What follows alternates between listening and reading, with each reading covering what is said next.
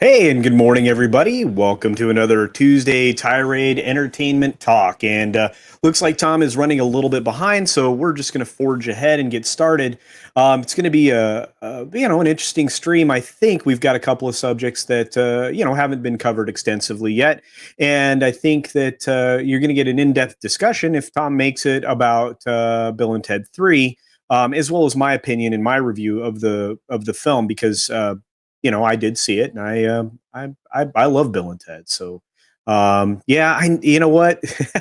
I'm going to acknowledge everybody in the chat and say thank you for being here. I truly appreciate it. We have Script Doctor, who's making fun of me, of course, wanting me to have a top hat, which I'm actually working on that right now, so that I can be the ringmaster. There's some other animations I want to do with this, so we're just getting started on this show. It's only the second week we're taking a swing at it, so. Yeah, I'll get their script. I will. And good morning to, according to Christy, I guess it's afternoon for many of you, or even evening. Depends on where you are in the world, and I appreciate you all being here. Defenders of the Faith, hello. Brutal Morningwood, hello. Subhuman, I hope you're being safe. You're very important to everybody, and I hope they know that. So I hope you're taking care of yourself. We've got Accidental Tourist, and hello and good morning to you. We've got the lovely, ever lovely Tina. Good morning, Tina. And Aluvrian Imakara. Hello. And of course, we have the very talented artist amongst us, the Makini 90. Very gifted artist that makes amazing things. And of course, the almost ever present Parrot Head, a memer extraordinaire. So thank you all for being here. And hey, good morning. Yep, you can definitely have the ball the seal was playing with if you can somehow get it out of the screen. So good to see you, Blue-Eyed Scorpio. Yeah, I don't have Fenton. That would be a perfect addition to that intro. So I think that'd be awesome. And Nano Reaper, we'll get to that. I thought it was a fine film, and we'll be more than happy to discuss my thoughts. But let's go ahead and get started. Like I said, as we wait for Tom, who he has he's got two other channels to deal with, and he's got a ride herd over Rob, so he's a busy human being. So I hope that I hope he gets here soon. So he's got the link. So, but let's go ahead and get started. I wanted to talk a little bit about the fact that the cinemas are restarting, and we're starting to see films breaking into the cinema in a big way. We're starting to see some box office receipts that are a little bit higher than expected. Some of the projections, especially internationally, for some films are starting to rise out of the ashes, let's say, like a phoenix. And so we will look at some concerns that come along with that, and some things that I covered earlier on. Right now, the biggest problem with the films that are being released, like Tenet, where it's being released abroad before it's released here in the United States, is that it's easy to pirate, and there's a lot of shaky cam piracy that's done early on, unless somebody gets access to a screener or a clean copy digitally or things like that, which does happen in the business, more often than you would think. And so it probably will only be a matter of a couple more days before films like Tenet, which I'm going to go ahead and bring up here, films like Tenet actually start to appear in higher quality resolutions than what we're seeing now. Now, the pirated versions of Tenet and New Mutants at the moment are not very good ones. They are, of course, they're the steady, the shaky cam stuff that you would normally expect from somebody in the audience, holding a phone, maybe a sophisticated, hidden GoPro, things like that. But they're always poor quality sound, poor quality video. And I don't believe that's, the way to see a film, especially not something like Tenet, which is a huge film. It's going to be, It's going to be, incredible. If you haven't had the opportunity to see this film, my opportunity to see it is going to be today. It is one of those really impressive feats in cinema. It is telling a very unique story. It is akin to a previous story that was already told in Inception. And if you followed my original theory, this was a film that was going to feature not necessarily time travel, but the time manipulation. That's probably a better way to put it. Since time and other things all feed into each other in Christopher Nolan's universes. In fact, we might see another film in the future that'll tie all of these together. That'll make a lot of sense. So, because they seem to exist in the same universe. In fact, this film was actually described as a distant cousin or a close cousin to Inception. Depends on who you listen to. But there are poorly, as the story goes here, there are poorly recorded pirated versions of Tenet that have already arrived. The camcorder quality, which is what they're calling them, are very, very poor. And you have, of course, subtitles in German and Korean, according to the article. You're also starting to see some other films like New Mutants, which is open both here in the US and internationally, show up in the marketplace as well, or at least I guess marketplace is the wrong word. They'll show up in some location where you can download them in the form of torrents. A BitTorrent would be one of the ways that people would do something like that. I really don't advise doing that. Number one, you're never going to get the same experience, and number two, you probably should pay the creators for their films because they deserve it. And I'm really kind of a staunch supporter of financially supporting the things that you believe in and staying far away from those with your money that you can avoid, that you don't agree with. But the film itself, Tenet, here has already been, well, at least the studio has been aggressively taking the pirated copies down. That would be Warner Brothers Studio. The film itself has already grossed over $53 million, as at the time of this article, which was yesterday. And that's pretty pretty good. I mean, it's impressive considering we're coming out of a global pandemic that may have been a little overblown, but I'm not going to cover that here on the entertainment stream today. But there's a lot of people that are still going to the theaters, despite other film creators actively trying to depress the box office of this film, which I think is disgusting. I think that's very I think that's very poor form. I think that's disrespectful to your fellow creators. And if the theaters are doing what they have been reported to be doing, as far as keeping them very clean, as far as making sure that everybody's distanced from each other, most theaters nowadays, you are pre-purchasing tickets, so they can already space those theaters fairly efficiently and safely. Of course, that also contributes to the people's ability to get a clean, camcorder copy of these films. But here in the States, you're oftentimes seeing a film attendant, usher, whatever you'd like to call them, enter the theaters, about every 15 minutes to just pay attention to what the audience is doing. So you probably have noticed that before. But we're going to start seeing Tenet breaking wide here on the 4th. But you're already seeing openings, in many places, including the one I'm going to today, some advanced screenings. And that's been going on for a while, and it's usually 1 or 2 opportunities per theater per day. And you are seeing a reduced number of screens where all these films are being exhibited. So it's for the theater owners, this is something that they desperately need, especially the smaller chains and in the single owner theaters, the independents out there, is to get some new stuff on the screen. Now, a lot of them have opened up or have been open for a while, screening older films, which many of us enjoy. I think our good friend Thomas Gilkey was out there watching Jurassic Park and some other things the other day, which I thought, what a great way to spend a day, is to go back and watch a wonderful film, the way it was supposed to be seen on the big screen. So I'm very, very excited to go see this film. But as I said, they're starting to take these films down. Now, I don't know that I don't know that you're going to ever see a stop to this because there are a lot of people that get access to screeners, like I mentioned.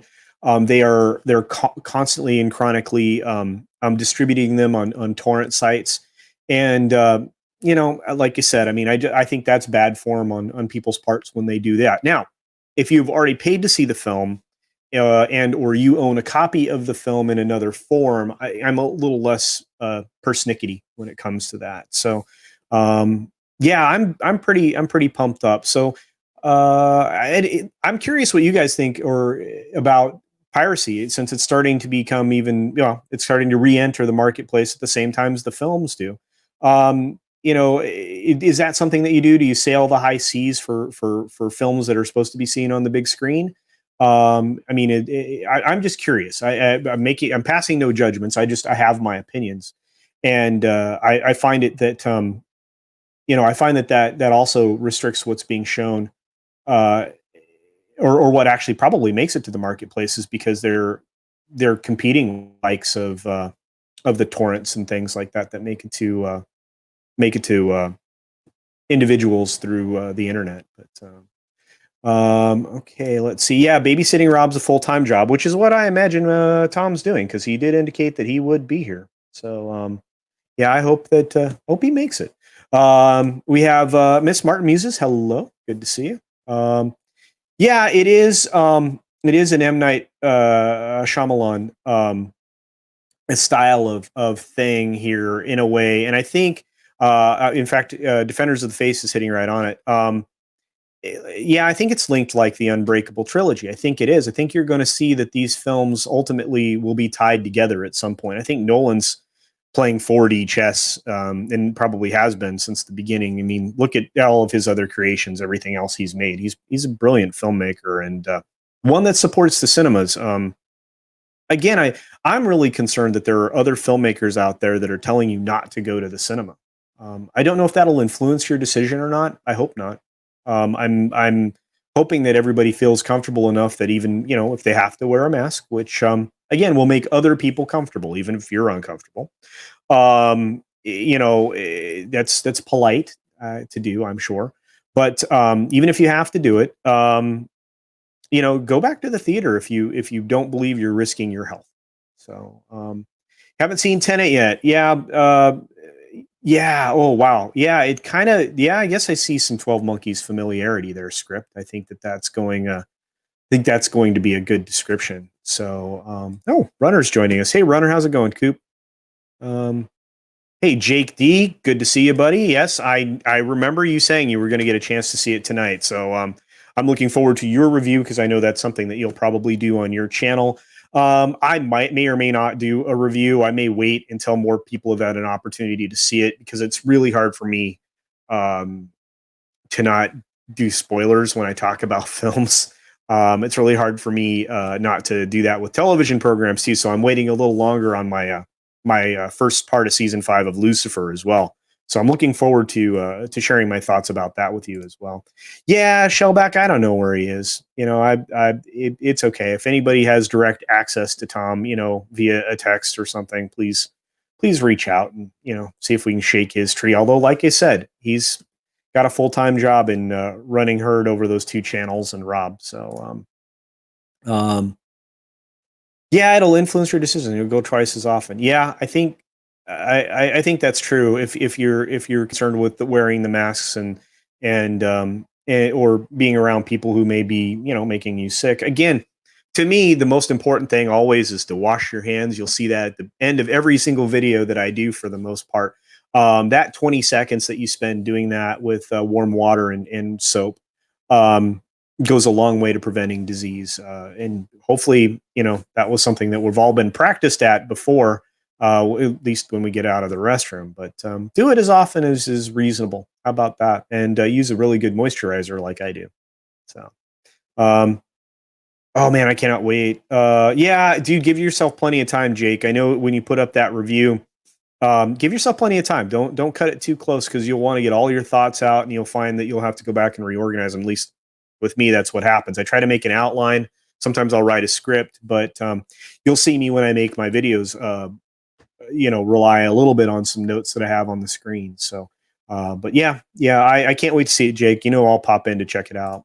Um, Ooh, cool runner. Yeah, you definitely, if you can see it on IMAX, if your locale has that an IMAX screen, you definitely want to check that out. And yeah, if people aren't going, it's more popcorn for you. Yeah, absolutely. I love movie popcorn. I like the fact that I can have them put as much butter on it as I want them to, and then I actually have self-service areas, which I'm sure are closed right now at the theaters.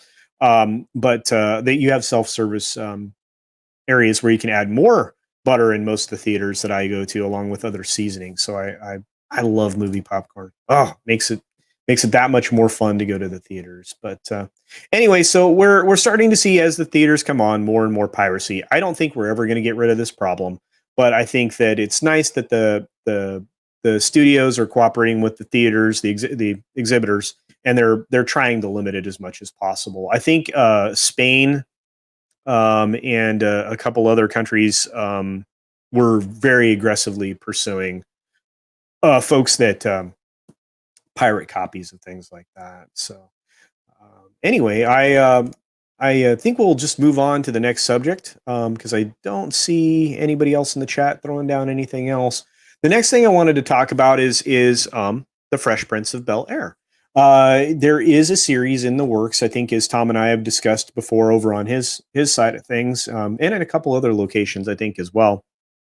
There is a series that's in development that is telling a much grittier tale, a much grittier version of the Fresh Prince of Bel Air. Now, I'm not excited about that because it has a lot of current day politics in it, but I don't know. It's definitely not going to have the musical element that Will Smith brought to that series. It's based around the Fresh Prince's ability to play basketball, and the school that he's in is a high end Hollywood high school, essentially. So I'm a little bit worried, and we'll pop back real quick to just for a second to acknowledge what Script is saying here.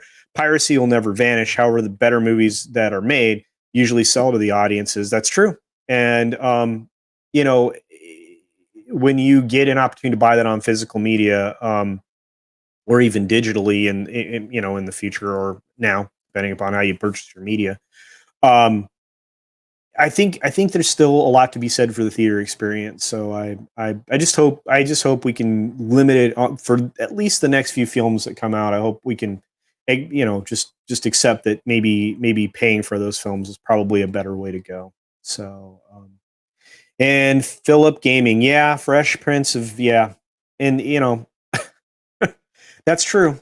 And that's some of my concern. I'm sick and tired of productions leaning into these types of things because it limits their shelf life. When you try to make something relevant or fit into a current day narrative, you're never going to carry an audience longer than that narrative exists. It's a trend, it's a fad. If you lean too heavily into those things, you'll never create anything timeless. It won't have any staying power. And there are plenty of examples of television programs like that. I think Big Bang Theory is going to age very poorly, despite its popularity when it was airing on television. There's several others examples of that. Now there are some examples of older series that I guess have increased staying power, like MASH. MASH is a television program that I think has lasted the test of time. The show lasted much longer than the actual Korean conflict. It spoke to everything that was associated with the war, and along storylines that we could all follow rather easily. And with characters we could all relate to. They had already in that show tackled issues of color and other types of not just racism, but all forms of bigotry, I guess, is probably the best way to present that.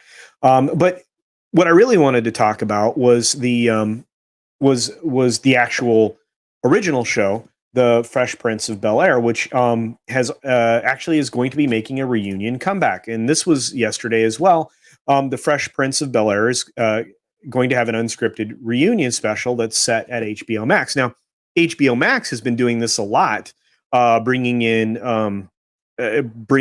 talent of previous shows that Warner Brothers has produced, so that they can capitalize on that, like Friends and some other things. You're starting to see other streaming services do the same, because in these types of unscripted shows, you can practice. So you can, there's a lot of things like that. This particular article is covering the show that's going to celebrate the 30th anniversary, and it's going to be back a bunch of the regulars, obviously, and they're going to tape it on September 10th, so that's coming up. So I imagine the turnaround on that would be pretty fast. The show itself, with 150 episodes, was something you can find in syndication. It's streaming right now. I'm not sure if I saw it on Amazon or Netflix, but it's a cute show. And while it still has some elements that were set in its time, it's still fairly relevant and kind of fun. And there's I don't know, there was something for everybody in this show. I absolutely loved it. The music was perfect timing. Will Smith's comedy chops were there. It took full advantage of everybody on that cast. And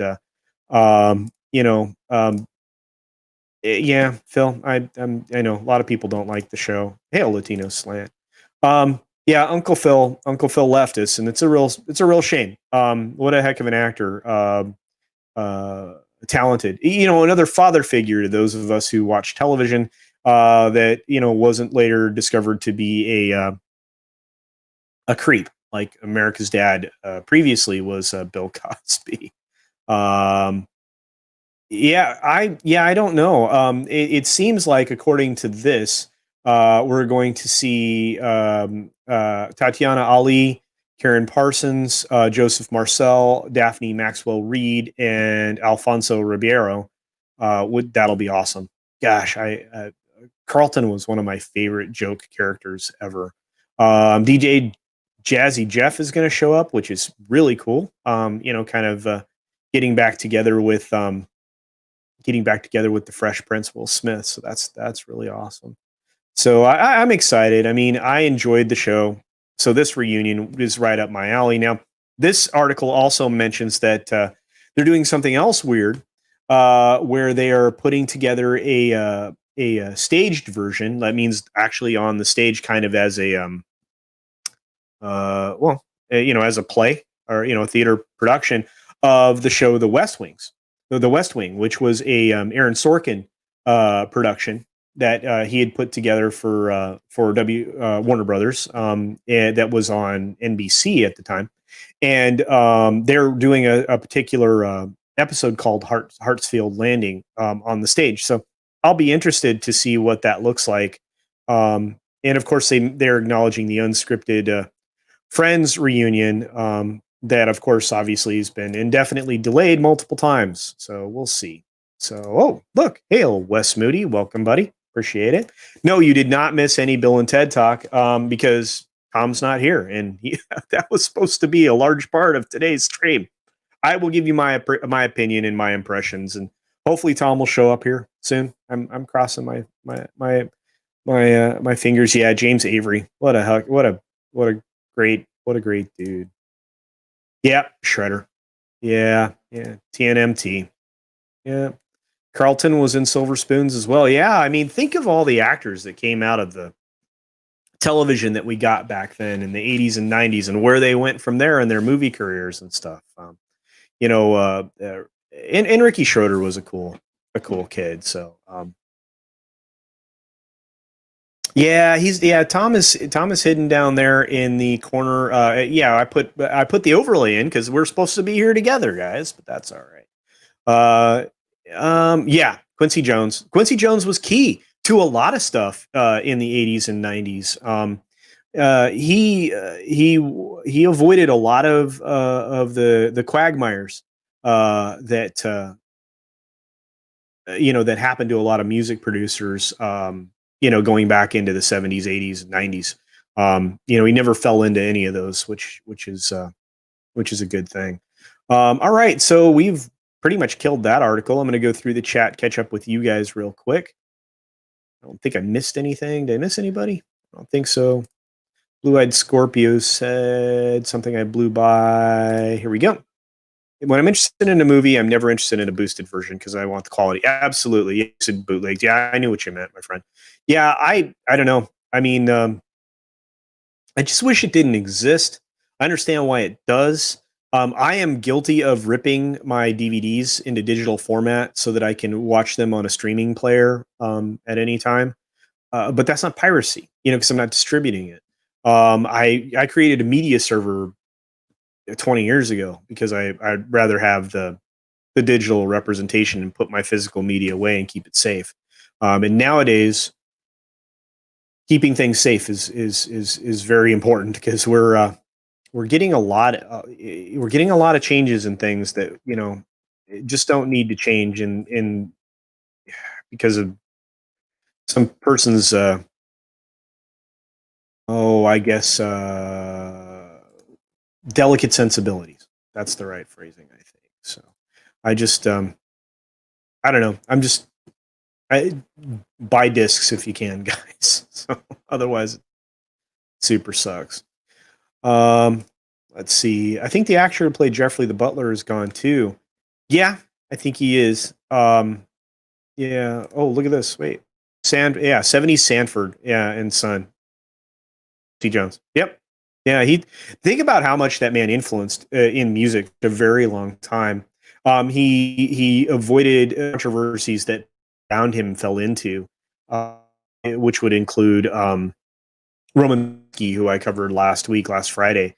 I think Quincy was actually invited to the house the night that Abigail Folger and his wife were actually killed. The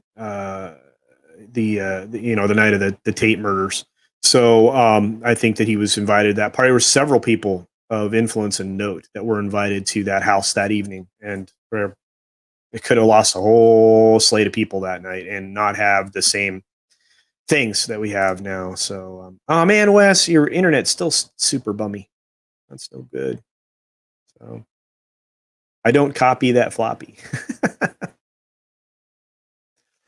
I have no digital media, all discs. Yeah, like I said, if I have it digitally, it means I have a physical copy somewhere. Most likely, there are only a handful of things that I only have digital, because it just weren't or aren't available physically. So yeah, so you started your media server 15 years ago, 8 terabytes maxed out. Yeah, I know. The data just it chews it up. I have like rows of drives of data. That make up my media server. So, oh, hail Miller Sphere. What's going on? Hail to everybody, of course. Yeah, good to see everybody. One of the base things about 90s and 2000 shows are the end credits to me. Yeah, think about the music that came out of that. I mean, and Friends theme song made it onto the top 20, which was insane. So, and everybody recognizes the Fresh Prince of Bel-Air theme, and the entire thing played as a music video. So there's a lot of fun stuff that you can find. Hail, Mando Mark, good to see you, buddy. How's it going? Can't wait to see you on Thursday for the gaming lounge stream that we're doing about gaming. There's a lot to cover this week. Can't wait for that. 36 terabytes. Good. Yeah, you don't want to damage your DVD or Blu-ray. Absolutely. Good for you, Nano. See, that's the way you preserve your media, and you make sure that it's unaltered because it came, you did the work, so it hasn't been changed. So, yeah, look at these guys. Yeah, very impressive. Yeah, I think I just put another 2 terabytes up ready to go. So I hear you guys. Laser discs. Now I don't know how you convert those. I don't know how you would go about it. I have VHS tapes that I am like holding on to with both hands because I can't find physical copies of these things anywhere. There's this incredible film with Jason Priestley called Cold Blooded, and it's one of those bad movies that are really good because it is bad. He's an affectless hitman in the film, and there's a lot of names in it. It's really cool. I think Michael J. Fox and his wife even make an appearance in that film. There actually is a lot of actors in that film. So if you ever have the opportunity to see Cold Blooded, uh, check it out. It's kind of fun. So, yep, VHS movies. Yeah, the big white boxes. Yeah, I have a bunch of those back there. I'll have to someday. I'll have to just like do a show and tell of just freaking all the old school media that I keep around, or I would have to go to the storeroom to collect a lot of that stuff. But what I've got that I can display and occasionally view, I keep close by here in the library or the office, and or in one of the other offices, or in the media room. So it's kind of spread out, and then if it's not here, it's definitely in the storeroom. I've got totes and totes full of physical media. 700 or 800. Yeah, man, it's amazing how quickly you accumulate media. No, Tom's safe from being sniffed by Joe Biden. I don't think I'm going to make a Tom Joe Biden thing. I'm saving that for the likes of you, Wes, and Tim Cock, and a few others. So yeah, that's a lot. Man, everybody's showing up. I appreciate you all being here, guys. I honestly thought Tom would be here by now, and we'd be knee deep in this. So he's on his way. He's on his way. He'll be here in a second. He's coming. And then we'll get started on the Bill and Ted thing. So let's see. Man, I can't believe it. Capture card. Okay, that makes sense. I have a capture. I have a 4K capture external that I can plug into any of my computers. So I could probably just plug it into the media server and then go to that. So that'd be cool. It does have a longer shelf life. And it's not and provided you have a good quality a playback machine, and you can manage your tracking well, you can get a clean copy from that into another form. So and speak of the devil, here he is, the man himself, Mr. Tom. So sorry about that. I thought it was 2:00 my time. No, my fault. I tried to hit you early, but I was hoping you were sleeping, to be honest. I know you often have to ride herd over Rob, but No, I'll be on the regular computer in just a few minutes. Sorry about that. Oh no, you're totally fine. And I'm actually you came in at a perfect time, because we'd already gone through the Fresh Prince of Bel-Air reunion that they're going to do on HBO Max, which that was news last night, and then we already had gone through the piracy thing, and with the movie Tenet, and with New Mutants and all of that. So we were moving. We're moving quickly towards the Bill and Ted thing. So you showed up just in time. So I will go ahead, and just for fun, I'm going to bring up the website for Bill and Ted, because I think that will be an appropriate background for us to do here. There we go. So there is Bill and Ted. Tom's switching devices, obviously. Okay, so Face the Music is a good film, in my opinion. I really enjoyed it. If you haven't been to the website, or if you haven't seen on YouTube, they actually have a VR 360 experience that you can do with the appropriate equipment. If you have the equipment, I suggest you do it. It's kind of fun. There are a lot of things that go along with this movie. There were a lot of interviews that were done. If you have not seen Tom's interview with one of the creators, I would definitely do that. It was worth the watch. It was worth the time for sure. So, oh yeah, on Laserdisc, that's got to be awesome. It's got to be awesome, because those are unaltered. Those are the unaltered versions, right? Defenders of the Faith. They haven't been hacked to pieces by all the re-releases that George foisted upon us. Oh, the DVD. Oh, dude, that's awesome. I love X-Files. Great show. Great show.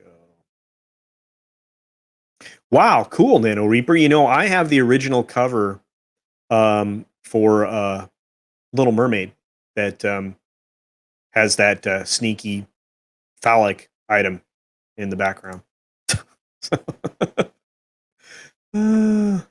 Anyway, yep, I have Song of the South on VHS tape. It will never make it to Disney Plus. The biggest proponent for getting it there, actually, and I know most of you probably already know this, was Whoopi Goldberg. There have been a few other black entertainment leaders that have come forward and said, "Release the dang film." It's an overblown concern for many of these, and obviously, you know, you can put just like with Gone with the Wind recently, you can put a warning up front so that you don't accidentally trigger somebody. So, but anyway, ooh, I still have all my DVDs and VHS. Good for you, Mando. Keep them. Keep them safe. Cool, dry place, not outside, not near something that can flood. Don't do that. Oh, it is available on Amazon. Okay, if it is, I am going to try to grab it on DVD because that movie is really good. You should check it out. Cold Blooded. I mean, it's not. It's a cult movie. It's not a. It's not going to win. It definitely didn't win any awards. It was a box office flop. I don't think it made even anywhere near what it cost to make. I remember it was such a laughable amount of money that it made in the box office that it had to have been a vanity project. It really must have been. So, oh, Tom's fine. Tom's fine. Don't worry about it. So he'll be back again. No worries. He's just switching to the computer. So, look at everybody who showed up. I appreciate you guys all being here. Defenders of the Faith had a good idea. I don't know if anybody'd be interested, but I think before we got started, Defenders of the Faith mentioned he'd like to see a video basically going through my process of prepping for, you know, videos or live streams or whatever, and how I select my my art and design for my thumbnails and stuff like that. And you know, if anybody's interested in that, I think I'll make a video about just about anything. But you know, most of the reasons I select the material I do is because it's relevant to the day. Because I know that unlike, you know, the stand the test of time stuff that I expect out of television and movies, I know that most of these types of topics are going to be, you know, usually gone inside of 2 weeks. The only thing that I can truly say won't be is when I'm covering things in Hollywood that have been going on forever, like I did on Friday. So you know, it's just one of those things. VHS can last a substantial period of time as long as you keep it away from a magnet. I don't know why Shellback, and it is dead for sure. I mean, you can still get good players. I actually have a VHS to DVD burner, so I can actually run a VHS tape and convert it to DVD. That's a real pain in the booty, but it can be done. And capture cards can also, there are capture cards available that do that as well, and they get around the protection that was on the VHS tapes, which was only there so that you wouldn't, you know, pirate the tapes. There are ways around that as well. There always are. But, special editions, original editions of the Star Wars trilogy. Yeah, the original editions are pretty. Those are in demand. So if you can get them, the despecialized ones, they're great. So, script is gone for a minute. That's okay. We haven't started yet. Riot warning for Song of the South. No kidding. If any of you seen Song of the South, because I have multiple times, and I have the VHS tape that is well guarded right now, and I can tell you that it couldn't possibly be as offensive as some of the stuff that was made in the 60s and 70s. Just anyway. Yeah, payphones. If you can find one, well over a quarter. Yeah, I like this image that they did on the website. Look at how detailed that is. You know, it's got the phone booth, let me take this comment off the screen. It's got the numbers on there and everything else. And this is an interactive web page. So if you dial those numbers, I think on that phone, let's see. Let's see.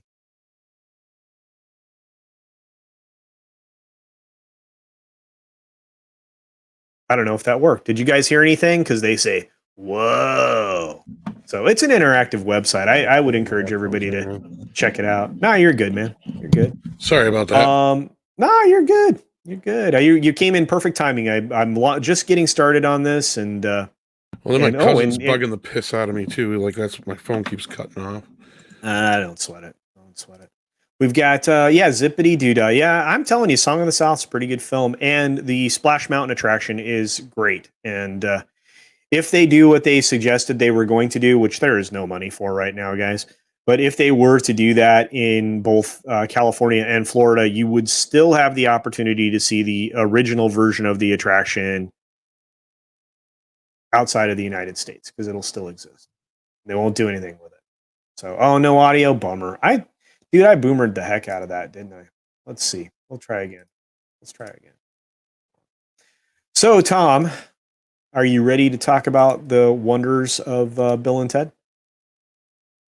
Sure. Where do we start? Well, I'm just for the audience, I'm going to do this one more time. Whoa! There you go. Did you hear that time, guys? Pretty fun. You can get death, too. That's numbers on there.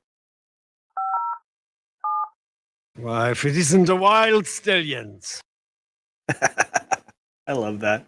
It's so great. It's a pretty cool website. Have you played around at all with that, Tom? Yeah, that'd be fun. I played with the 360 one that's on yeah, YouTube, I was talking about that. Yeah. Dude, check that out. And if you have the VR stuff, it's even better. So, yeah. Yeah, I have it, but I have to dig it out. Oh, you definitely need to dig it out. It's friggin' cool. It is really, really good. So, all right, guys. Well, let's get going. All right.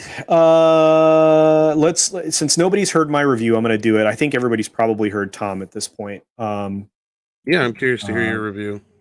Okay. I thought it was a very good film.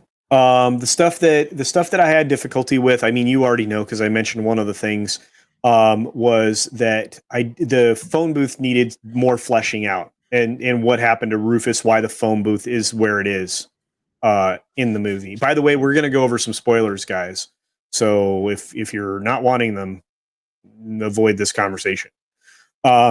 But I needed an explanation for that. I needed an explanation for where Rufus was, and just a little more exposition I would have tolerated. Right. When they at a certain point when they see the phone booth and they turn around, I would have anticipated a lot more exposition in the vocal form from the voiceover artist that was impersonating Rufus, because somebody did that and they did a great job. Yeah, they didn't do a bad job at all. Yeah. I did not like the character that played Rufus's daughter. It's not the character. In fact, you said something. Yeah, you said the same thing, and I wasn't going to say it, on yesterday's stream, but I did not enjoy her performance. The character was fine, and it could have been done by a handful of other people. And yesterday it was mentioned that Alanis Morissette might have been a good choice. I don't know about Janine Garofalo, but I just think there could have been a better person to play that role. In the thing that you always somebody brought up Alanis Morissette. I thought that might be a good one. Yeah, and I agree with that. I agree with that. I think that would have been perfect. So, I got death for you too there, Nano Reaper. I'm sorry. We're still distracted. Here we go. They don't have the Bill and Ted movies. Yeah, dude, they are so good. If you can see the first two somehow, you should. Voodoo has the bundle right now. Right now for like $35 of all three films. You own it. Of course, it's digital, but you own those films. As they were. I don't think they've edited the digital copies yet. Have they, Tom? Have you seen any edits? No, unfortunately, because I have the first one in 4K. I imported it from overseas because Studio Canal released it over there. So I just bought Bogus Journey because I was like, I didn't see that, but that bundle didn't come out till after the movie dropped because I pre-ordered the movie, and then I seen the bundle. I'm like, shit, I could have got all three of them for like $20 or It was it was like or 20. It was some excuse me, bucks or whatever it was. Yeah, it was 30. Yeah, it was $34.99. So that's Vudu's an excellent and very and I'm reliable sitting here, service. and they used to have a 2-pack of the first two. I'm like, oh well, I'll see what they are normally, because they were $15 by themselves for the first two. I'm like, well, I'll see if there's a 2-pack. There wasn't a 2-pack, so I just paid $15 for Bogus Journey. But I sat there and thought about paying for Face the Music again, just to have Excellent Adventure on digital, which is stupid. I know it sounds dumb as fuck, but I was more curious to see which printing that MGM uses, because their printing they use for the Bogus Journey 4K sucks. It is obviously the old master, or they have not been able to find the negatives, which would scare the piss out of me. I wouldn't be surprised. As far as I know, the 4K of Excellent Adventures from the original negatives, but I know there's been a lot of problems with Bogus Journey over the years, since that was one of Orion's last movies that was released. So I wouldn't be surprised if they haven't been able to find the negatives on that. But Excellent Adventure should look excellent. Bogus Journey looks a little dated and bad, not because of the movie, but the printing, because that movie should look amazing in 4K. We were talking about that yesterday too. But so moving forward through the movie, I was engaged in the story the entire time. The only thing that I questioned was the leadership council when they were there, and you know why, Tom. But the thing with the daughters is so overblown. They are essentially their dads. The girls are their dads. They just happen to be female. I don't think there was any. There weren't any shenanigans as far as I know. At least nothing that was on display. I didn't see anything that was. I think the word everybody's worried about is woke. I didn't see anything that was woke in this film. I did see that.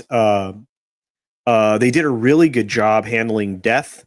They did a good job with the father. The scene where they're coming out of hell is really funny. The robot thing, that's the other thing that I couldn't connect with. Now, have you watched it once or twice? I've been through it twice now. Okay.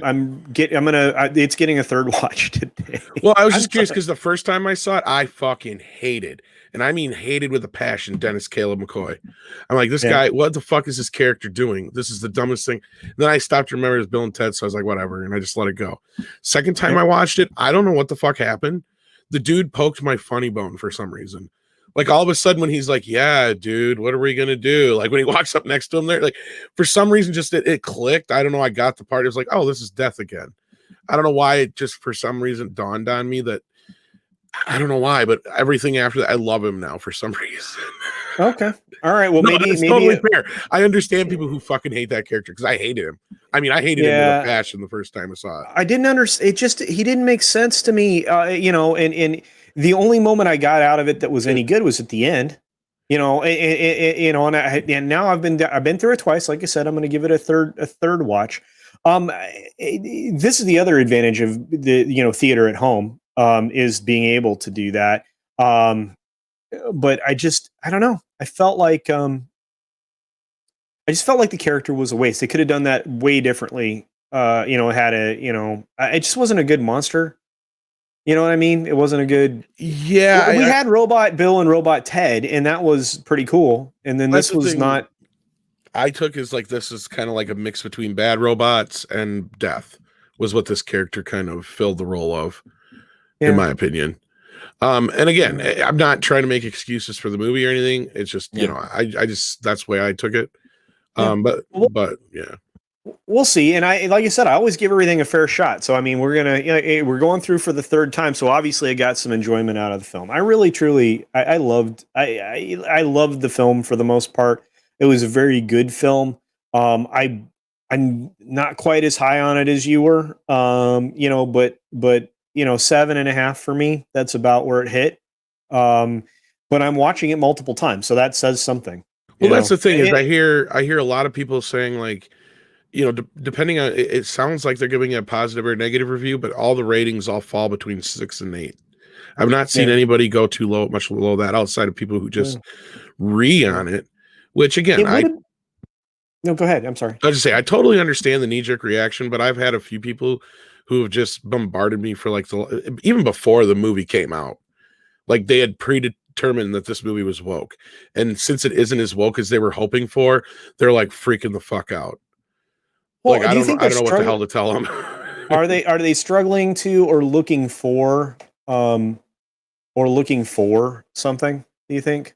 I don't want to like, here's the thing. I don't want to like accuse people of this because I totally understand the knee jerk reaction. And if somebody has not seen the film on its surface, if you just read somebody's synopsis, especially if their point of view is skewed towards this is woke thing, and if you just hear the main story beats, only watch the trailer, then yeah, you're gonna believe this thing is woke. And if you see a few people fighting about it online, then you're predetermined to just, oh yeah, well, this is gonna be woke garbage. I'm gonna waste my time with it. Which that's people's prerogative, yeah.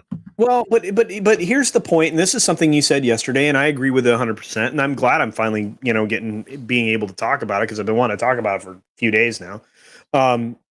If this film was made 10 years ago when the script was done, right?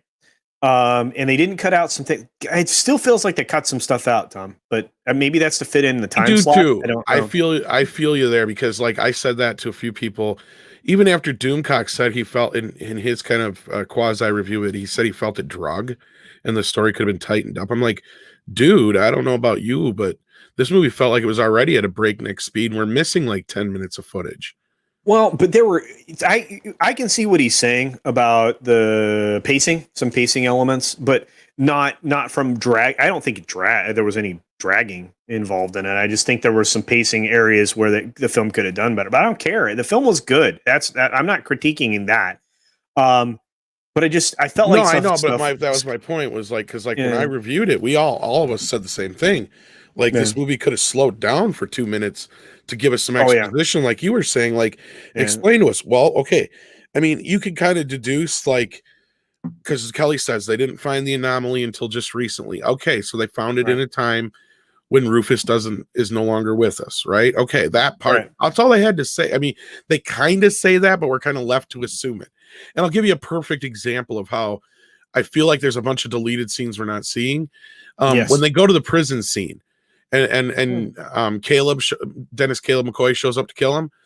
And Bill goes to Ted. He's like, you know what happens if he kills us, right, dude? Yeah, we die too. Well, remember the scene before that when they go to see themselves at the mansion and he's got the gun pulled on him and he's like, look what happens if I don't pull it on, that kind of thing. My guess is there's a version of that scene where they actually shot one of them and he's like, oh shit, dude, I killed you. So like, I have a feeling there's there's quite a bit in that center chunk we're missing. Like a couple times where they go not once, but twice to the same place and not only that, like just little things that were missing, especially with the wives. Like I feel like people are misinterpreting the wives kind of situation as well.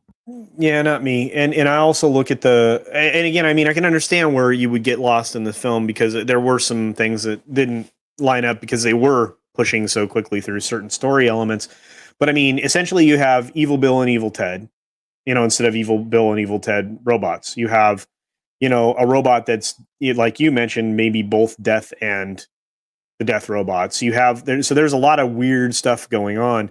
Of course, A Visit to Hell was, in order. And, overall it was really great. But, there's still that thing, and I highlighted it already. And it was the comment from Philip Gaming, the Femme Council. Yeah, that's Tom. That was the only thing that I just gritted my teeth through. Really? Because there's 3 women and 2 guys. They just don't show them all in the trailer. Well, no, I saw the movie though. I mean, I'm looking there. But like, well, so what's your issue? I didn't see the guys that you say they're there. There's like let me see. I'll find see if I can bring it up here. If you can, I struggled with that. No, there's like a pilgrim looking dude on the one end, and then like a black dude on the other end, and of course we know she's the great leader because of right. Yeah, what we can assume is that like Rufus probably was before she was. Yeah, Yeah, and that was my assumption. So I didn't Yeah. care, and she's a great actress. I mean, she was off. She's been awesome in I everything. can't remember her including- name, but yeah, she's a pretty Yeah. prominent actress. She was in 2.5 Men as the mother for a long time. That's So it. if you I was ever trying to watched think that of where show. the fuck I saw her, and that's it. Yeah. Thank you. I couldn't remember. Yeah. And I always forget her name, but she's been in Hollywood for bloody ever. I mean, she's been in every damn thing. And she's a stage actress too. Very, very talented. Very, very Hollywood wackaloon, but well, and she plays the part very well. And and that's where like my number one thing, if people are like, this movie's woke, it's like, well, the main chick is a bad guy, and she's wrong. Yeah. I mean, she's technically not a bad guy, but okay. Look, I was watching this on the 70-inch, in the media room, and I could not tell that. So I if somebody can just, I please help, because I've been through the movie twice. I'm getting there, and I mean, I don't care that the middle. I could care less that the women were in the center. I don't care. I mean, in every table of everything, I don't really. It doesn't really bother me. But again, I just that's where I grit in my teeth, because I'm like, I don't know, and then I'm like thinking, well, maybe it's a trans dude or something. I mean, I could. That was fun. No, There's like a weird hat on the end. Maybe that was it. I don't know. Yeah, but I don't. Yeah, look, there was no other area that I thought the film was woke. And had they made this 10 years ago, this is the thought I lost earlier. Had they made this 10 years ago when the script was written, no one would have had a problem with it. No, not one person. Because it wouldn't have, because none of this political garbage would have. Actually, there's 3 guys in the way. I apologize. Oh, it won't let me print screen. Oh, fuck her. It goes black once I hit print screen. Let me see if I can actually share it. Oh, no, just use the clip. Can you share it? I'm going to try. All right. Oh, there we go. Perfect. Here we go. I'm going to get in trouble now. No, it's just the clip. There it is. See, there's two guys on the one. Oh, no. There was the 2 guys on the one end and then the black guy on the other end. That's funny as heck. The one dude does have longer hair, so that I could see where you. Well, I have longer hair. Yeah, it's even longer than yours. It's like really long, but whatever. Yeah, like there's 2 guys on the right, and then there's 1 guy on the left. Yeah, I had a haircut. Yeah, nobody notices because I knew it was going to do that, because Voodoo does not let you do anything. Nancy Travis, is that her name? As far as the actress? Yeah, I don't think so. No, that's a totally different actress. Yeah, no. No, the mom on he's thinking of what's her? I think that's the chick who plays. It's Holland the little Taylor. boy's mom. Holland Taylor. That's what it is. Yeah. You know what's stupid is I have the book sitting right here, and I have the digital electronic press kit too. Yeah, and again, Philip, I just made the same mistake, and Tom is right. There are definitely a couple of masculine figures in that shot before the HDCP hammer fell on us. Yeah, I tried to get a screenshot as well, but it wouldn't let me. No, I always use the always use the clip tool when I can't get a screenshot. How do you use the clip tool? Like, what do you mean? It's called snipping tool. It's part of Windows if you're on a Windows machine. So, yeah, you can find it. It's in your start menu, but it's not that important. Like I said, I at least saw 2 somewhat masculine characters there, so I'm gonna. Well, I'm trying to figure out. Let me try it one more time before it fucks up on me. Maybe somebody can capture it.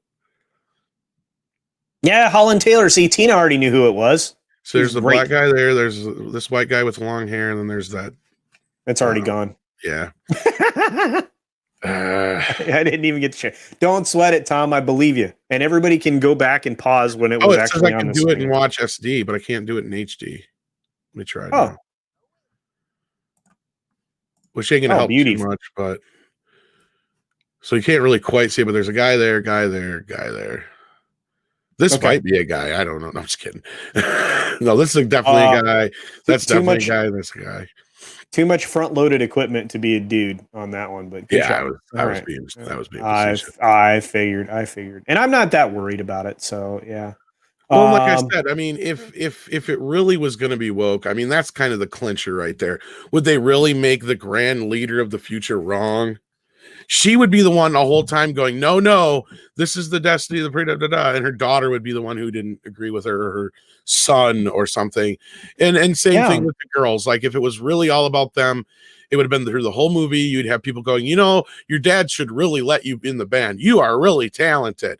And the girls would be sitting there going, I wish our dad would let us play. We know how to play music. That would be woke. Then I would understand. I mean, I get it. Yeah, go ahead.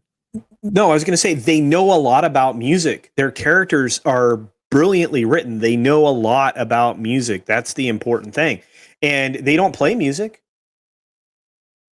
They rely on the band members to make the music. And that's what bothers me, like not to jump to the ending, but when everybody's like, the girls write the song. It's like, if you know anything about musical composition, they didn't do shit. All they did was pick the beat. That was it. Because Death's song is what picked the chords, because it was in C major. And then when Bill and Ted jump in, and they're the ones who figure out they have to distribute instruments and everybody has to play at the same time. So they figure that part out. And then as soon as they jump on stage and start playing, that's when the music shoots up from them into the sky from them. And I've had people argue with me. They're like, no, it's from the whole band. Nope. I've watched it 4 fucking times now. It is directly from them, like a shit shooting into the sky, like every movie we hate. Aligning all the planets into harmony, just like Rufus said would happen in the very first movie. And then the girls say at the end, it's not about the song, it was about the music and everybody playing together, basically. Everybody playing together at the same time. Yep. This film is like unification of the planet and everybody else on it, and all of the other worlds apparently. But it honestly is about unity. And if we ever needed something about unity, now would be the time, in my opinion. No, I totally agree. And again, it'd be different if the girls were like, I get it. The line is very piss poor. It should not have been, it was you the whole time. We're here to back you up. Because I think what he means is, you guys were the ones who put the band together or whatever, but Wild Stallions, they reunite on stage for the first time there.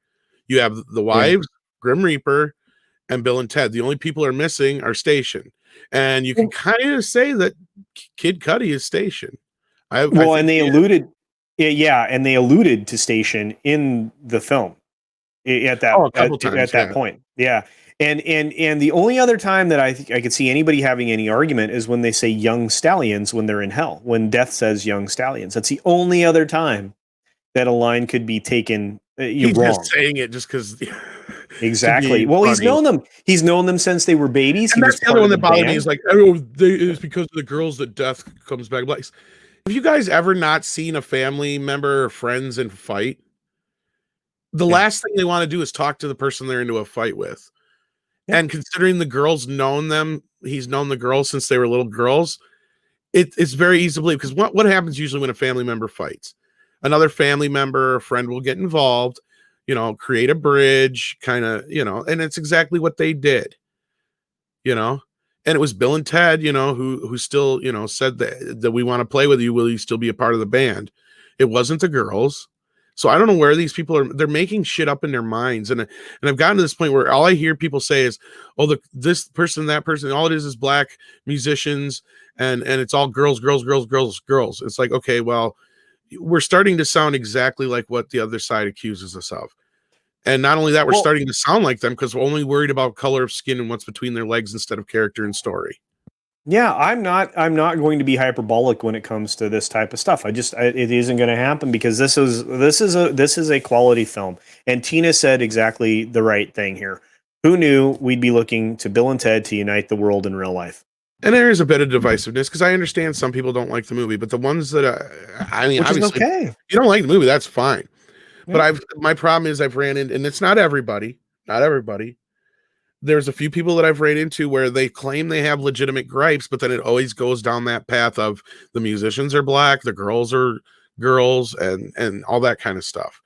And I get it. I totally get it. But I'm sorry. Time, it feels like you're looking for ghosts when there's none there almost. Yeah, you went out and got probably one of the greatest guitarists of all time, Jimi Hendrix. You went out and got one of the greatest horn players of all time, Louis Armstrong. Yeah, and got one of the greatest composers of all time, Mozart. Yeah. And then Lin Long is a mythological character, but you know what? Yeah. Supposed to be the inventor of music. It makes sense. And then Yeah. I love the joke. Everybody bitches about the cave lady. It's just like Station. It's like when they get to heaven and he goes, "Do you assume that the greatest minds in our universe would be from Earth?"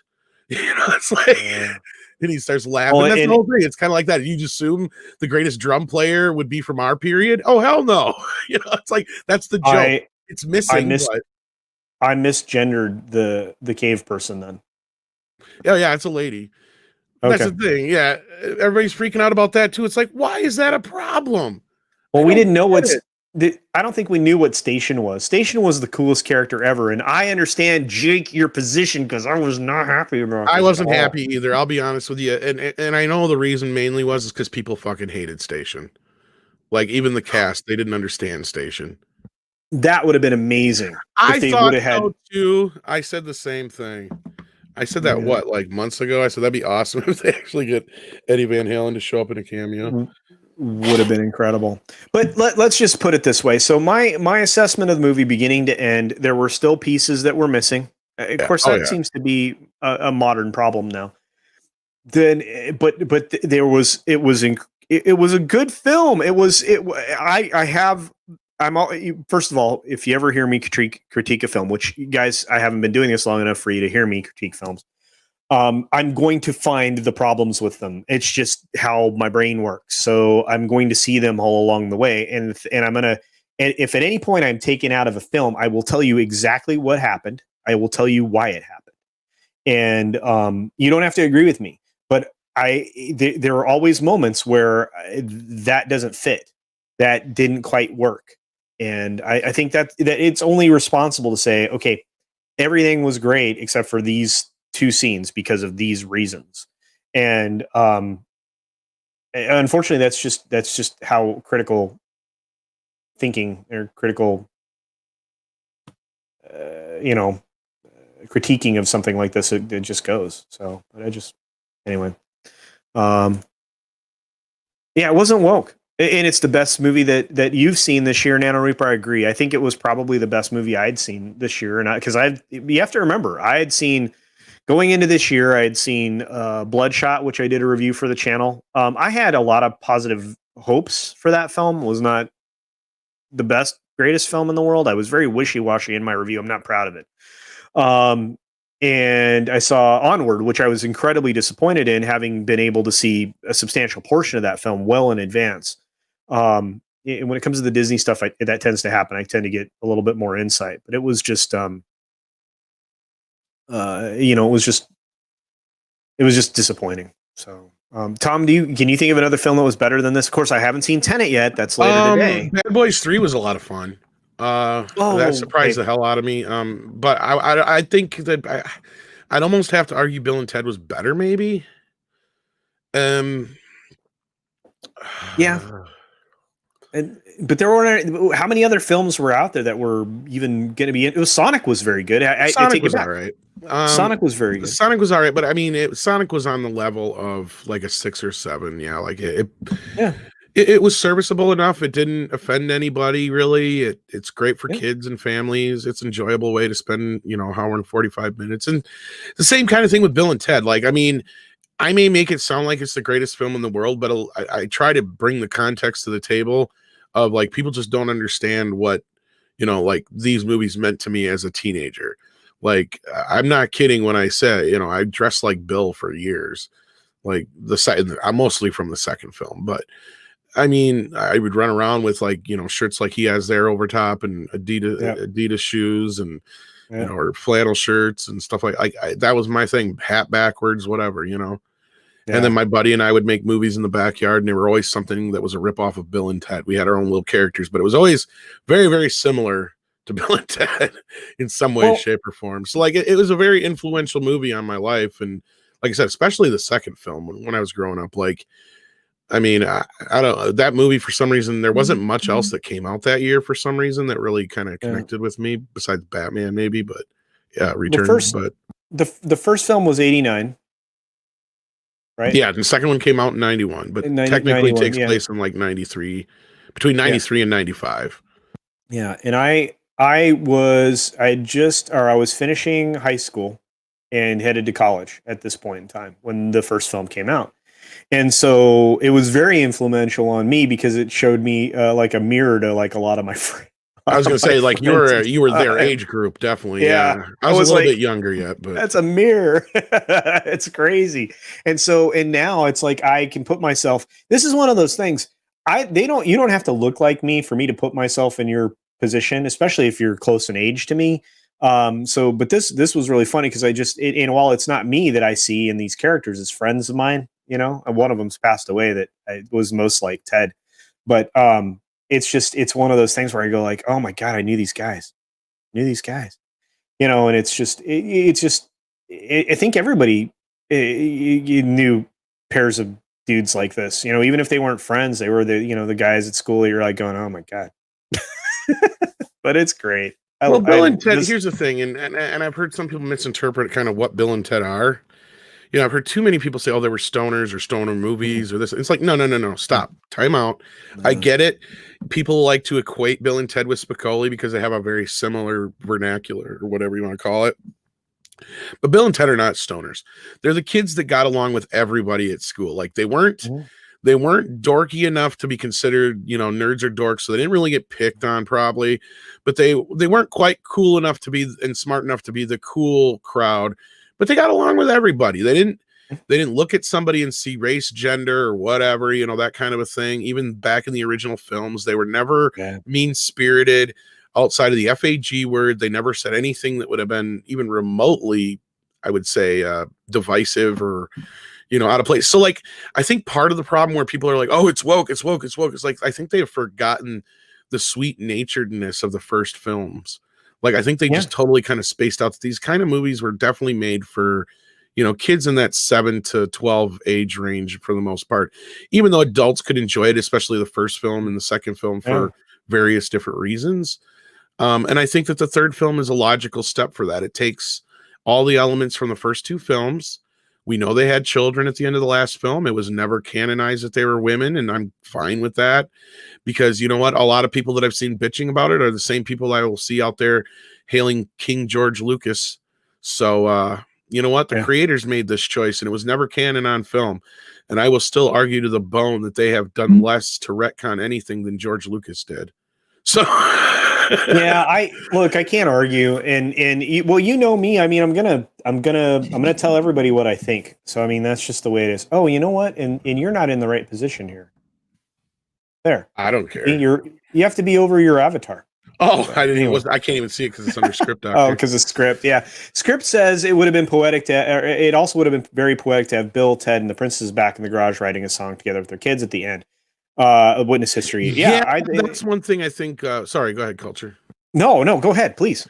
Oh, I was going to say, I think you touched on a little bit earlier, and a few times we've touched on how knowing very good and well that this is probably the last time we're seeing these characters, we do get a little button at the end, which is cute, but a lot of people agree that they could have done a little bit more with them, like maybe even another mid-credit roll scene, like you guys are just saying, like just everybody together writing a song, or something like that.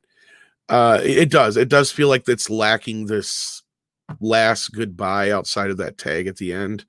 Yeah. But again, you know what I can say about that tag at the end? Again, it goes to all the people who are saying, oh, Bill and Ted are overshadowed. It's like, oh, no. They get the last 3 minutes to themselves. Well, but they did need death in that scene. They should have so much. And I even emailed Ed and I said that. I said, you know what this movie's missing? At the very last moment, Death knocking on the window and saying, come on, guys, I've got to go. My show's on in like 5 minutes or something like that. Just to add that little moment of, okay, we know what's happening. We all know, but like, so we actually get to see the death of Bill and Ted, the actual death for once, instead of the fake out death. Yeah, but I agree with you. There should have been more at the end to kind of tie things up, and I think they just wanted to stop on that Rocky moment. I think is what they were trying to do. But they did. I mean, there's so many little things that just could have made this just feel even more satisfying, and maybe it would have kicked my rating up higher, But I don't know. And then I'm going to nitpick a performance, and that's the the blonde girl. I just didn't I'm think not a she. fan of Samara Weaving either in this. They could have found somebody better. Yeah. Yeah. Not gonna lie, those screaming woke. Some of them are legit. The woke crowd call us. Yeah. Yeah. The rest are so jaded they call any female important character. So, yes, I understand that, Jake D. I agree. That's the problem. I think Tom, you said it the right way yesterday. We're like beat wives. Yeah. I mean, it's easy to see why we would have this reaction, why we're going to flinch, where we're going to kind of think things are woke when they're not. And again, I'm not trying to defend anybody. You don't want to see this movie, that's fine. I've been called a shill and everything else for the last few days. Yeah. I really could care less at this point because I'm not seeing a dime out of this movie. If anything, I've even gotten to the point with arguments with people where, they tried to bring in a third party and the third party hadn't seen the movie. And I'm like, I'll gladly buy the movie just so that person can watch it and then they can report back. Like I don't understand why people are getting so hung up and picking this hill to die on. Like there's so many other things we could be having problems with.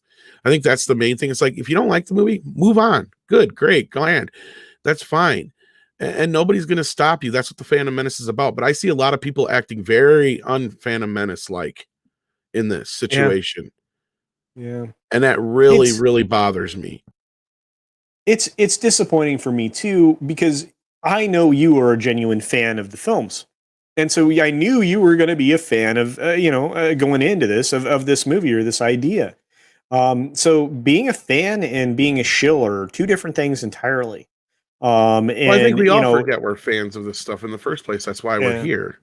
Yeah. Well, not just Bill and Ted, but I mean genre entertainment in general. But sure. Yeah. And I don't know, but I can say that this doesn't have any woke elements in it that I ascertained. It didn't have any or that I witnessed. It didn't have any moments where I other than the leader thing, which I just saw a picture of, so I feel better about that. But I think that's it. So I think that everybody should take the opportunity, if you have it, to see this film. I would do a watch party, except that it would get taken down in like 20 seconds. But it's one of those things where, if you like the first two movies, you will enjoy this film. It may not be, I don't know if anything's ever going to be number one. The first movie was just so good. But, yeah. I mean, those first two movies, and that's the thing I don't think people understand is what I'm sitting here. Yeah, I give this movie like an 8 out of 10. I give the first two movies 10s out of 10s. Like, people don't understand, like, that's how high of regard I hold the first two films. I get it. They're quirky. They're funny. If you sit there and try and pick apart the time travel logic, it fucking falls apart in 10 seconds. Yeah. And I think the film, I think the film is good. Like I said, 7.5, but it's a third place to the other two films. And yeah, the first film I thought was a 10. The second film I thought was a 9.5. So that's and I totally understand. Some people fucking hate the second film, and I totally get it. It is so gonzo and so different from the first movie. They ran the risk of that, and they were willing to take that risk. So I appreciate them for that. And it's and Jake D asks about the box office receipts. It made 1.7 million in the box office for regular theaters, but that was in very, very limited release because I don't know if you touched on this at all. The chain theaters won't touch the movie because it's on VOD. Yeah. So unless you have a local drive-in or independent theater, your chances of seeing it in the theater are pretty slim. But on demand, it is number one across the board. The 3-pack that Culture was just talking about is either number 2 or 3 or 4, depending on where you're at. So my guesstimate at this point, I wish I had something to go by. This has probably made more money than fucking Trolls by now. Like, this is probably already in the black. I'd be willing to bet I don't know if they made 20 million this weekend, but it will be before long. Like, I can't imagine if it's that, because they made like $200 million on Trolls. Yeah. I see this going past Trolls easily. I think this is going to make, how much was this budget? It was almost nothing. $20 million. That's it. Yeah. You got two guys to come back who make way more money doing other things. Keanu Reeves can probably make $2 million blowing his nose. Yeah, it's So, dumb. and he made nothing. Like he actually put all the actors, main actors, put their money back into this movie. That's why they're all executive producers. Yeah, Even down to William Sadler, I think, put his money back into this because I think he's listed as an executive too. Well, and he's wealthy. That guy, can you believe how many movies he's been in? Holy cow. Well, I'm sure he's been in a lot, but I don't know how wealthy he is. That's the thing. William Sadler's never really gotten been a star. He's never gotten the attention he deserves. Dude's a fucking, I mean, we missed an opportunity there with that guy. He could have been a great leading man. But he always got stuck in the role of the villains. A villain. He's a good villain. And I think that's why people love him so much as Death, because he actually got to let loose and not play a villain for once. Like almost every other one of his roles, aside from Demon Knight, I think, is a villain. And I love his accent. It's so good. So that Eastern accent, yeah. You know, he played that character before he created that character before he did it in the movie. Did you know that? No. He was in some like comedy troupe. And it was from a skit about death with he was having a midlife crisis, but he was having some kind of crisis, like nobody cared about him kind of thing. Yeah. It's funny. Yeah. So I shared it on Twitter. If you go to my Twitter, you might find I'll check it out. It's funny as hell. It's just a little 5-minute like SNL skit, but it wasn't SNL, it was something else. Oh, look at this. Yes. You don't actually want 2 in 4K. Yeah, well, I mean, it looks like garbage. You want a new 4K cut of it because it doesn't look. The colors are bad. And that movie was gorgeous. The coloring in that movie was incredible. What they have on Vudu, I don't know what they have on other places, but it says it's 4K, but it looks like an up convert from a 2K master. And if it's the same master they've been using for years, I don't know if the negative exists. I said that before you came in. That's where I'm curious as to why that's the way it is, because it looks like it's an answer print or something like that. It's not a very good looking print they used to scan. You know what? Accidental Tourist, that's a good point, but I still think you could do it. I don't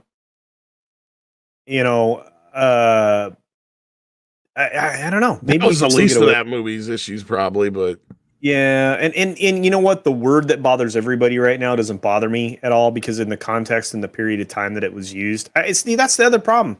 When you go back and you look at things and you find a word or a scene or something problematic, you're not looking at it through the correct in the correct light. The prism of history needs to be, accepted as something that you have to go into that's a movie problem. watching. If they want us to start accepting certain changes within our movies, they have to accept the fact that things were the way they were back then too. I think that's another reason there's probably so much pushback. I don't know if you agree with that. We're not, I agree with it 100%, but I'm never going to accept the changes they want me to accept. Oh, never, ever. Yeah, I mean, well, look, everything has to progress at some point, like certain things do. Like, I don't get me wrong on that part. I mean, it's just a way of life naturally. Like, look, let me be real. None of us want segregation. None of us want gay marriage to be illegal. We all believe everybody should be able to love who they want to love as long as it's, mutual. We solved almost all of those problems in the late 60s, except for the gay marriage thing, which we resolved in the last 20 years. So where are your problems? I mean, I think it went from being acceptance to actual, like, you have to just, I don't know the word, but assimilate. Acceptance to assimilate. Like, you almost, like, they force you to. Like, I see that all the time. Like, that, it's just gotten so crazy. And for anybody to hang that kind of agenda on this film, I really got to question overall what kind of person you may be, I guess. I mean, yeah, I can see some people going, oh yeah, it's got a little bit of wokeness, but it's not that bad. That's fine. I get that. But I'm not going to sit here all day long and people say that this is something that's woke when it's not, because otherwise it's not going to help anything. It's just going to make everything worse, and we're never going to get anything that is remotely made for us anymore, ever, if we keep this shit up. So we got to be very vigilant. Yeah, well, that's why we're here, Tom. That's why you and I are out there, like, beating the trees. every day. But look, Scandalous mentions the TV show. Did you enjoy the I watched it the whole thing when it was on. I taped them actually back in the day when it was on. It was horrible. It was fucking horrible. Um, I think they actually pushed the show off originally because it was supposed to be on. I think they had shot most of that shit like a year ahead of time. I should have asked. Lisa Wilcox when I had her on, but I think she actually replaced the original actress, so she may not have known because she played Missy in the show. But I think the show got pushed back so it wouldn't come out until after Bill and Ted was in theaters, if I remember right, because it was so fucking bad that they didn't want it. They didn't want to poison the film. The box office of Bogus Journey, so they pushed it off. I think like a year or something like that. Script might know a little bit about that too. But that's like my recollection of that. Like that thing was nothing. The original creators had nothing to do with the show. The show was put together by Orion Television, which is just a division of Orion. So like you had people who had no connection with the movie working on the show, and there were people who, you know what? Bill and Ted, the TV show, was like what we're dealing with now with Star Trek and Star Wars. People making the show who had no fucking clue what Bill and Ted was really about. They were all those people out there who just got the assumption it's a stoner show. And they're this, and just because of the 69 joke, they had a shit ton of sexual jokes in the show and stuff like that. And I think that might be one of the reasons why Ed doesn't like that joke, because I get it, it's funny and it's stuck with them for this long, but it's really the only thing that's Bill and Ted that doesn't really seem Bill and Ted, because that always 69. Because I swear to God, they're still virgins before they get married. Like, because if you listen to that line when they're walking up after they get engaged, he's like, maybe after we get married, our wives will stay over with us. Yeah, they are so most chaste. So like, I guarantee Bill and Ted are still pretty innocent at that point. I would have thought, well, the movies were very innocent, and that's the whole thing. And you know what, Biggles? I wouldn't even know where to put him at that period of time in history. So, but I thought it was a great way to tell the story at that point. And you know what? I really appreciated the daughters going and traveling through time, trying to bring a band together for their dad.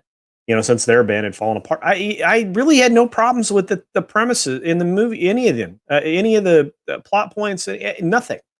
Yeah. Anyway, so and I understand some people don't appreciate me like giving my 2 cents all the time, but well, hey, I know these movies inside and out. Unfortunately, I can't help that.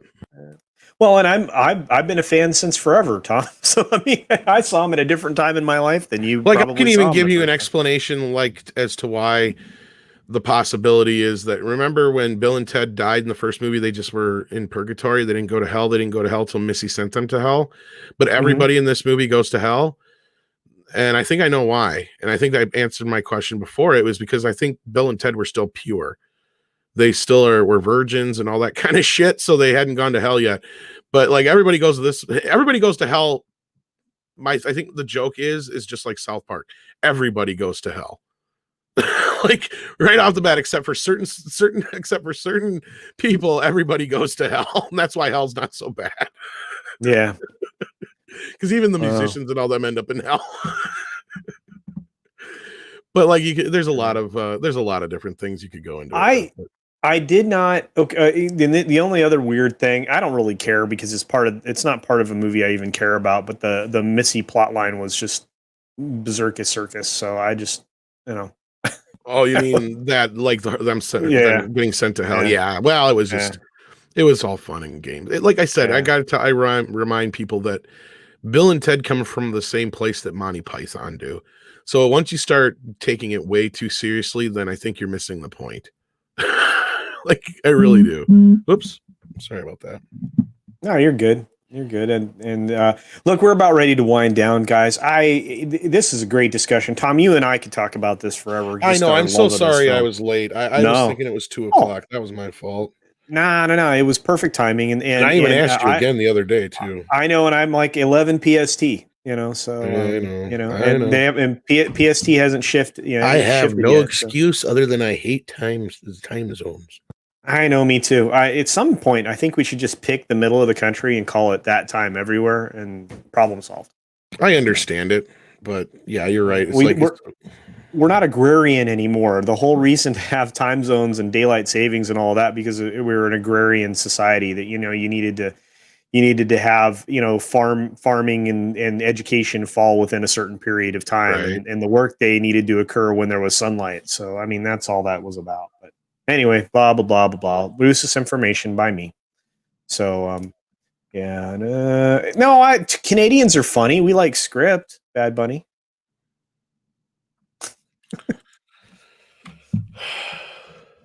No way. Yeah, there was both a live action and an animated show. We're winding down, so I'm just trying to burn through these. Robert Johnson.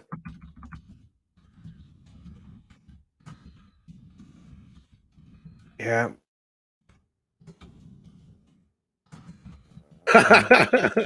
Well, I mean, we just kind of need like basically 3 major time zones. I think you're right. Yeah. Yeah.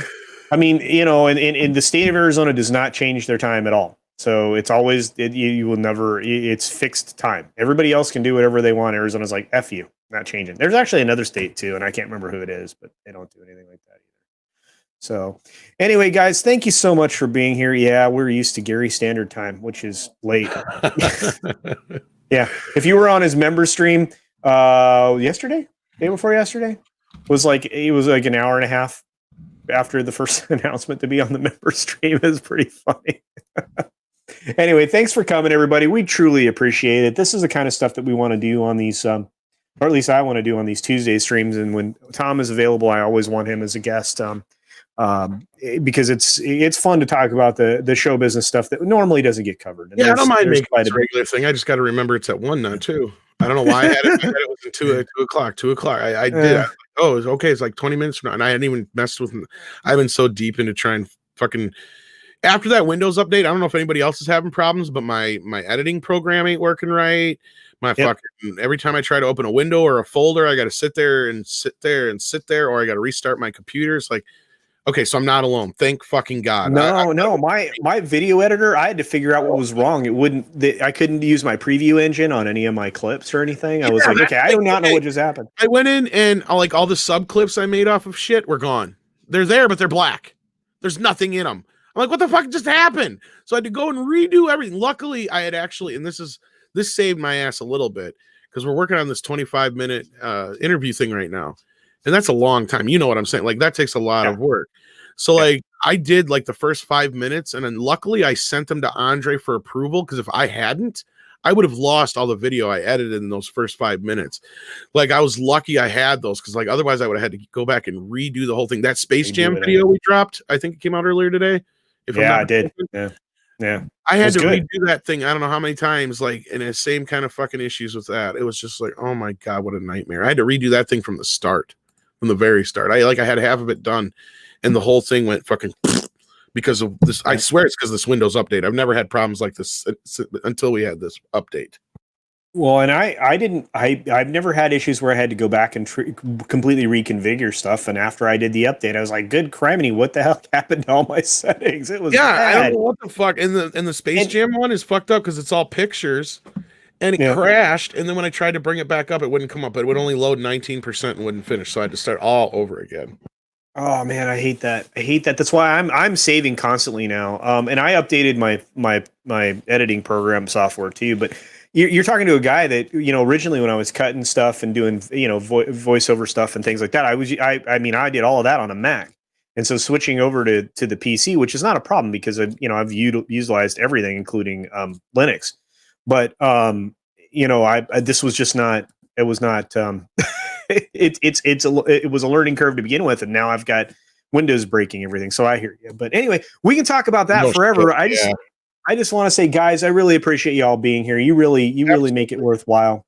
We appreciate you spending some time with us. Hopefully we helped your work day or we made your day more tolerable, and that's that's ultimately my goal here. So I apologize to you guys and Culture again for being late. It's no big deal. I'm gonna run the intro again, and then we're gonna call it a day. You guys have a great day. Please take care of yourself, take care of others.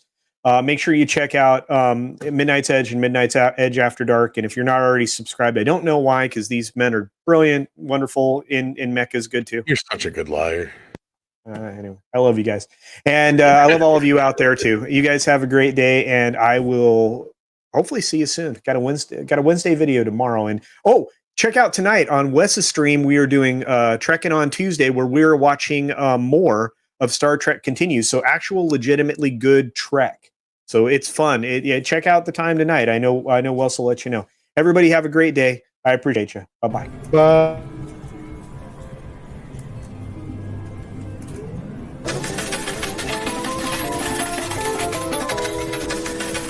Bye.